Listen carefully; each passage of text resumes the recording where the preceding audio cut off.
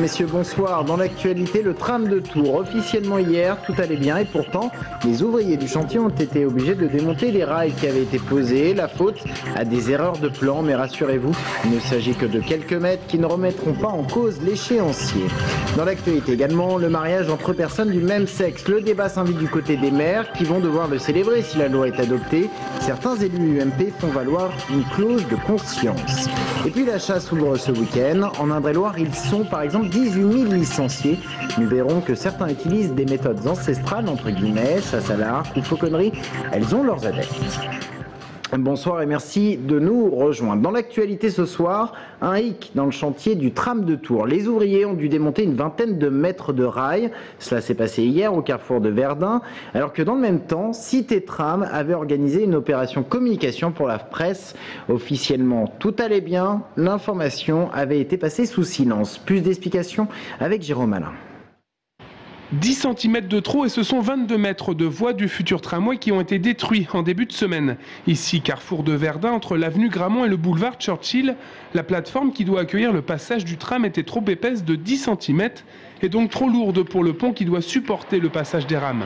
Résultat, le terrassement doit être prochainement modifié.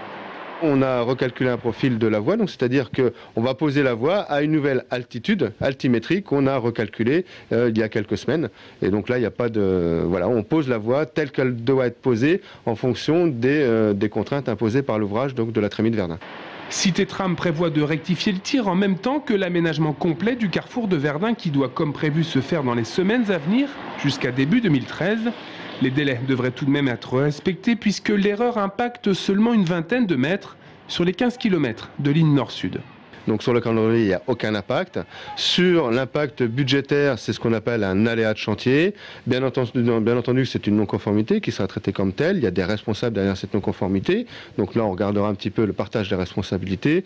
Mais les travaux sont de toute façon pris en charge dans un premier temps par Cité Tram. Et ça fait partie de ce qu'on appelle l'enveloppe aléa technique au titre du projet. Bref, au final, un simple aléa de chantier sans grande complication technique pour la suite des travaux. Quant aux rails déplacés lundi, ils seront réutilisés pour le futur aménagement. En bref, l'ex-national 10 devenu départemental 910 en Indre-et-Loire, coupé cet après-midi à hauteur de Sainte-Maure-de-Touraine. La raison, une fuite de gaz sur un réseau de 4 bars. C'est un engin de chantier qui a arraché la conduite. Hier, la ministre de la Justice, Christiane Taubira, levait le voile sur les contours d'une loi autorisant le mariage entre personnes du même sexe. Le débat s'invite aujourd'hui du côté des maires qui seront chargés de célébrer ces mariages si la loi est adoptée. Parmi les opposants, certains font valoir une clause de conscience. Sabrina Medou. Évoqué, débattu, redouté même pendant des années, aujourd'hui le gouvernement Ayrault va bien devoir trancher. Le mariage homosexuel, un projet de loi particulièrement attendu pour les couples concernés. Au-delà des clivages droite-gauche, Jean-Jacques Descamps, contre le mariage gay, prône surtout un débat public sur la question. Être dans l'air du temps, donner des droits aux homosexuels, cela ne suffit pas pour le maire de Loches. Il faut avant tout informer les Français de toutes les conséquences de l'adoption de ce projet. Je pense que, comme toujours dans les problèmes qui ont une incidence éthique ou morale, je pense que la clause de conscience s'applique et moi personnellement je considère que il faudrait qu'il y ait cette clause de conscience. Mais le problème il n'est pas là, le problème il est d'abord dans la loi et dans le vote de la loi.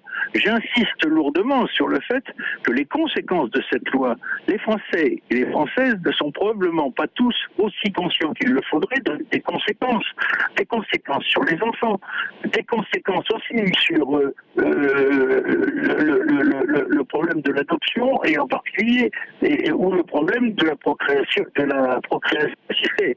Le mariage homosexuel, un engagement que François Hollande avait pris vis-à-vis des Français pendant sa campagne électorale. Pour le maire socialiste Alain Michel, si la question est naturellement complexe, appliquer une clause de conscience serait une entrave aux principes républicains.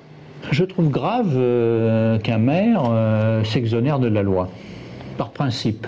Le mariage civil, bien entendu, c'est un contrat entre deux personnes qui décident de faire leur vie en commun. Et donc, il n'y a pas de raison a priori que cette procédure soit exclue sur la base de considérations sexuelles. À ce jour, dans le monde, le mariage homosexuel est déjà autorisé dans une dizaine de pays.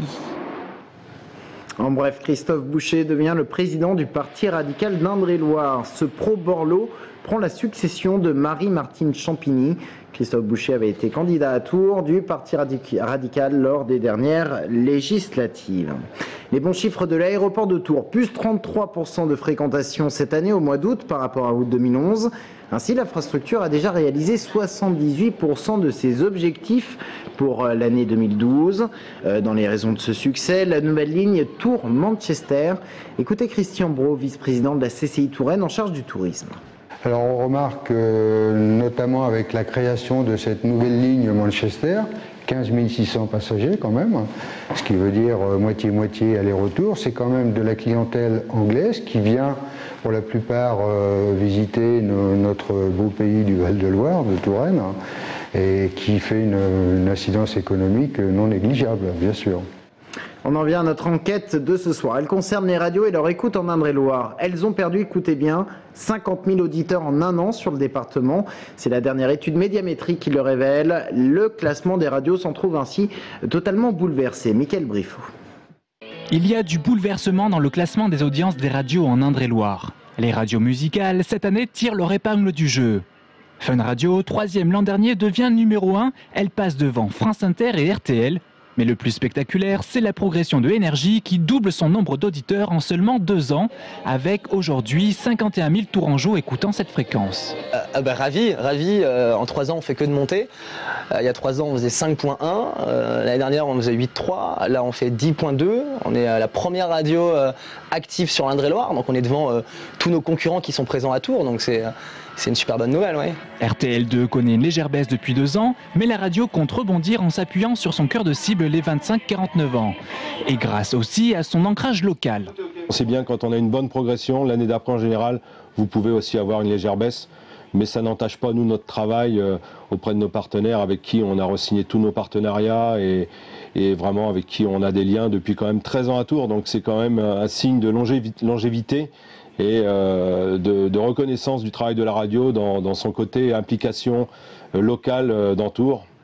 C'est bien pour ça d'ailleurs que nous sommes Place Jean Jaurès au cœur même de cette ville pour justement répondre aux attentes de nos partenaires sportifs, associations, également cinéma. Du côté de France Bleu Touraine, on redresse nettement la barre après une saison difficile. La radio séduit 6 000 nouveaux auditeurs, notamment grâce à sa matinale écoutée par plus de 38 000 personnes chaque jour. Depuis 2005, cette radio n'a cessé de monter dans l'audience, ce qui fait qu'aujourd'hui, on a pratiquement plus de 2 fois plus d'audience que nous en avions en 2005 sur Tours, et pratiquement le double aussi sur l'Indre-et-Loire. 3 bonnes raisons qui font que l'audience suit aussi nos intentions, c'est parler d'ici, parce que nous sommes là véritablement pour ça. Nous sommes aussi une radio locale, quoique généraliste.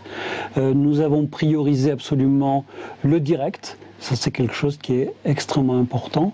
Et nous avons placé l'auditeur au centre de nos préoccupations. Mais le contexte reste plutôt difficile pour le média radio cette année en Touraine. 49 000 auditeurs ont délaissé leur poste radio, le plus souvent au profit d'Internet pour leur recherche de musique ou d'informations.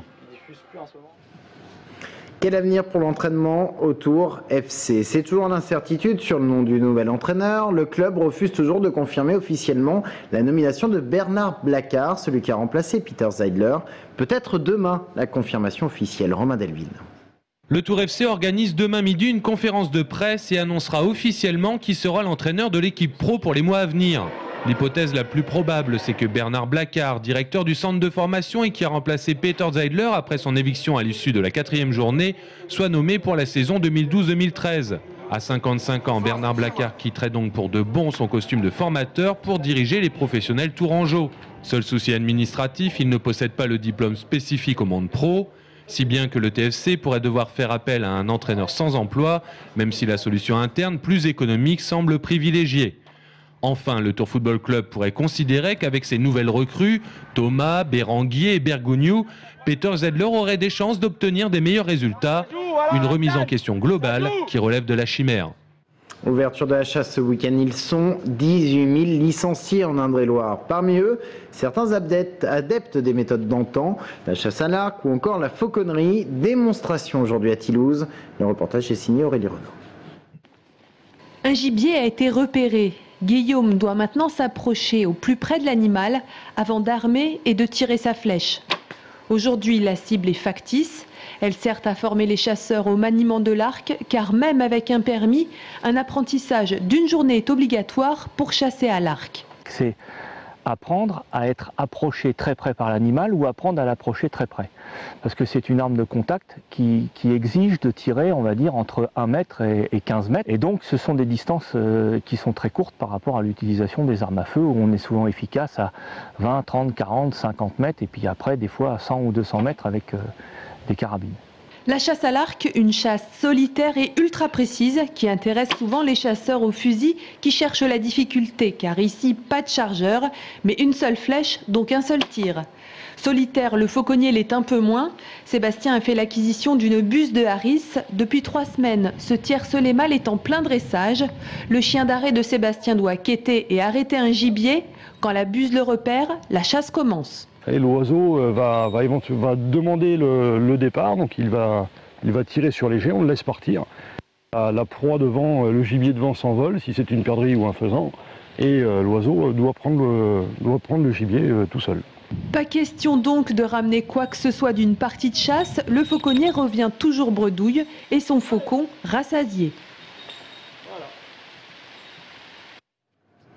Et c'est ainsi que s'achève cette édition. Merci de l'avoir suivi. Dans un instant, l'invité de la rédaction, et on va s'intéresser au patron des PME. Comment vivent-ils les dernières annonces du président de la République? Nous recevons le président de la CGPME du centre. Restez avec nous à tous.